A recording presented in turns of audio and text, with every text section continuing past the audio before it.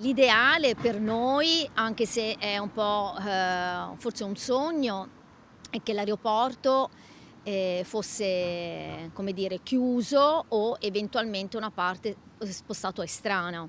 È netta la presidente di Italia Nostra sul futuro dell'aeroporto Canova di Treviso. Un concetto ribadito venerdì sera nell'incontro con il Comitato No Aeroporto e Legambiente. Le tre associazioni che hanno vinto il ricorso al TAR Veneto bloccando un progetto di ampliamento di oltre 53 milioni di euro.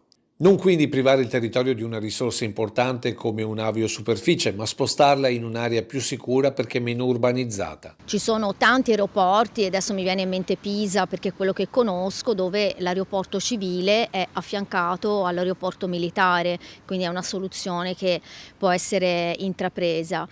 Sicuramente già una riduzione di voli sarebbe importante, perché di fatto i voli in teoria concessi, i movimenti sarebbero 16.500 l'anno.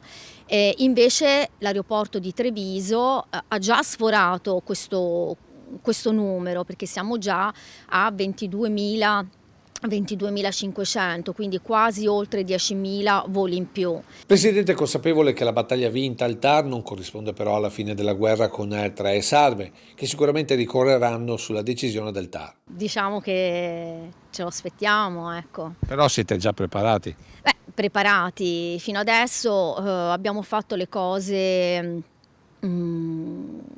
come dovevano essere fatte, e quindi abbiamo avuto un ottimo esito e quindi continueremo su questa, insomma, su questa strada. Ora comitato e associazioni sono pronti ad investire ancora su legali ricorsi, attendendo la prossima mossa dei gestori del Canova, con una chiara consapevolezza su voli e impatto ambientale.